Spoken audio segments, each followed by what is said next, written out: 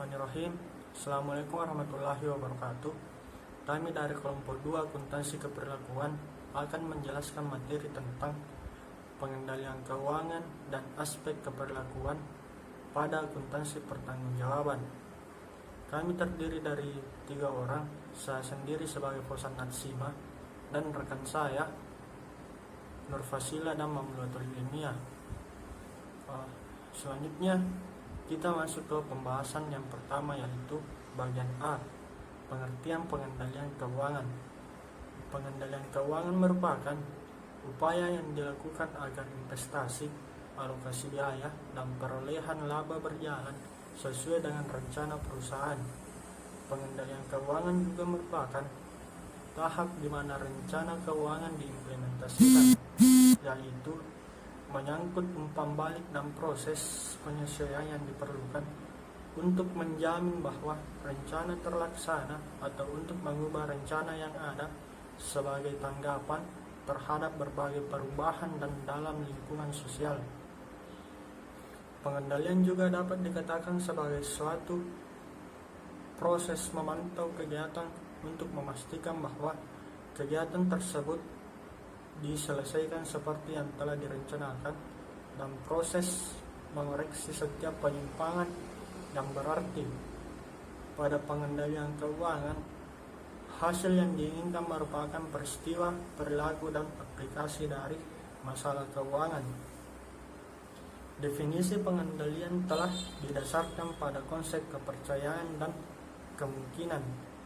Para manajer membutuhkan suatu keyakinan tentang cara dunia mereka bekerja dan dampak-dampak yang mereka harapkan dari suatu inisiatif dipilih. Bagaimanapun, para manajer secara khusus memiliki peluang untuk dapat mendeteksi hasil-hasil keperlakuan. Selanjutnya bagian B, arti penting laporan keuangan. Laporan keuangan diperlukan untuk mengetahui kondisi keuangan perusahaan. Pada awalnya, laporan keuangan bagi perusahaan hanya sebagai alat penguji dari pekerjaan bagian pembukuan. Tetapi, untuk selanjutnya laporan keuangan tidak hanya sebagai alat penguji, melainkan sebagai dasar untuk menentukan atau menilai posisi keuangan agar pihak-pihak yang berkepentingan dapat mengambil suatu keputusan. Laporan keuangan yang disusun secara baik serta akurat memberikan gambaran keadaan yang nyata mengenai hasil atau prestasi yang telah dicapai oleh perusahaan selama kurun waktu tertentu. Keadaan inilah yang digunakan untuk menilai kinerja keuangan. Apalagi informasi mengenai kinerja keuangan perusahaan sangat bermanfaat untuk berbagai pihak, seperti investor, kreditur, pemerintah, bankir, pihak manajemen itu sendiri, dan pihak-pihak lain yang berkepentingan. Arti penting laporan keuangan diantaranya bagi pihak manajemen untuk mengevaluasi kinerja perusahaan, kompensasi, pengembangan karir, itu yang pertama.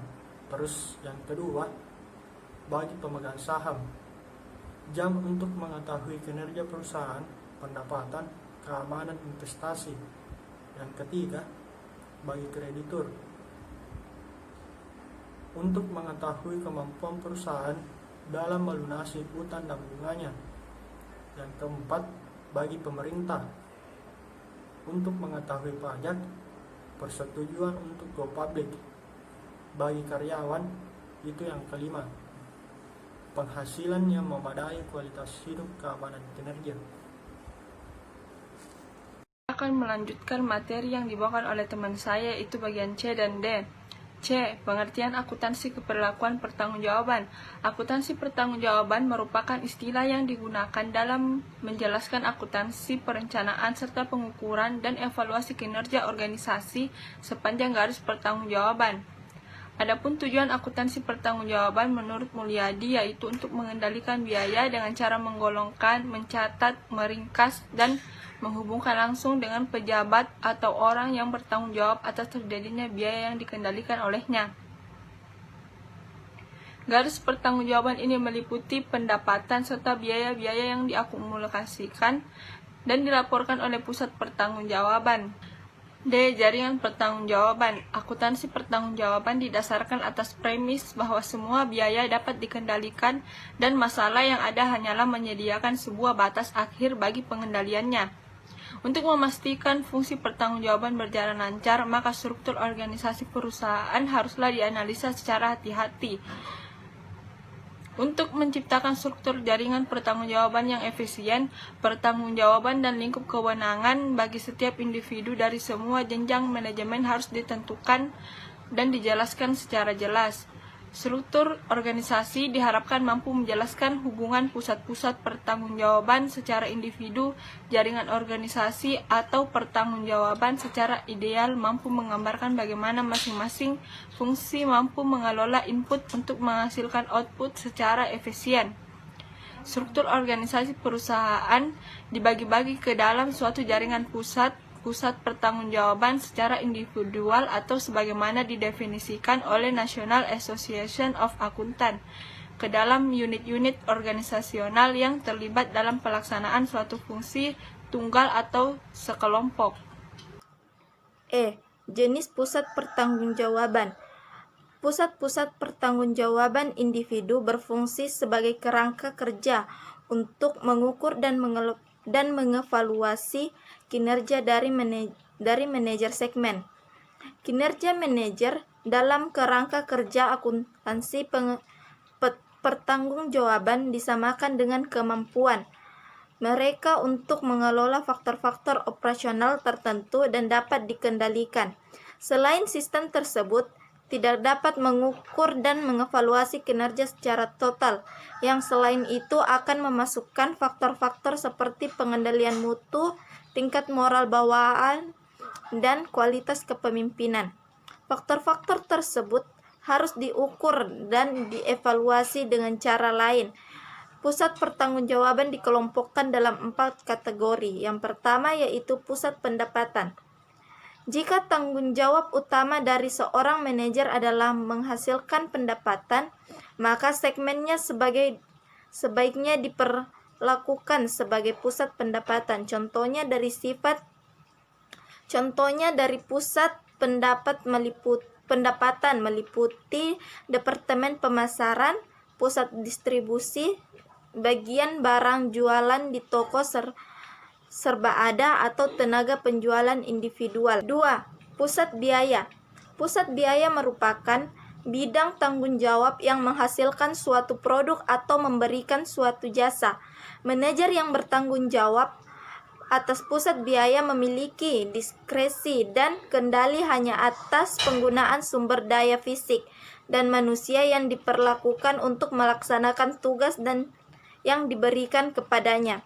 Mereka tidak memiliki kendali atas pendapatan, karena fungsi pemasaran bukanlah tanggung jawabnya. Keputusan investasi seperti membeli tambahan mesin atau meningkatkan persediaan bahan baku dan perlengkapan dibuat di tingkat organisasional yang lebih tinggi. Selama proses perencanaan, para manajer pusat biaya diberikan kuota produksi dan dapat berpartisipasi dalam menetapkan tujuan biaya yang realistis untuk tingkat output yang diantisipasi.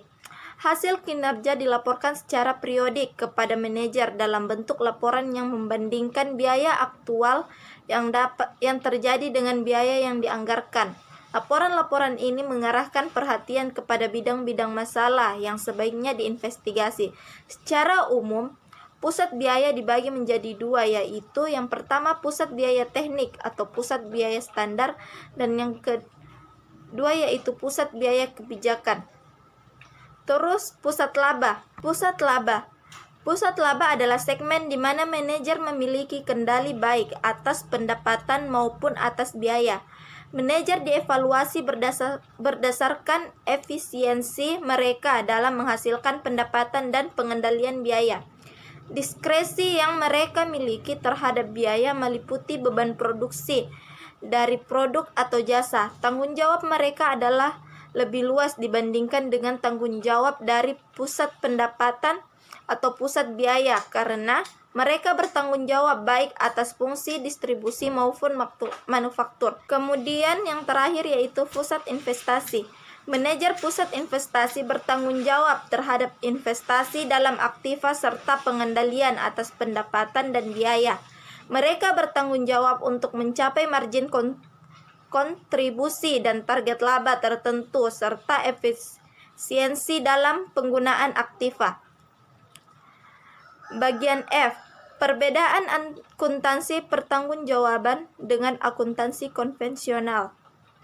Akuntansi konvensional mengklasifikasikan data berdasarkan pada sifat atau fungsi dari biaya, sedangkan akuntansi pertanggungjawaban lebih menitikberatkan pada pertanggungjawaban atas kejadian dan kontrol secara individual. Akuntansi pertanggungjawaban memperbaiki hubungan antara informasi akuntansi dan memperhatikan aspek manusia dari segi perencanaan, akumulasi data, dan pelaporan setiap struktur organisasi, dan pertanggungjawaban secara hierarki serta mendorong keberhasilan manajer mencapai tujuan. D. Jaringan pertanggungjawaban. Pertanggungjawaban didasarkan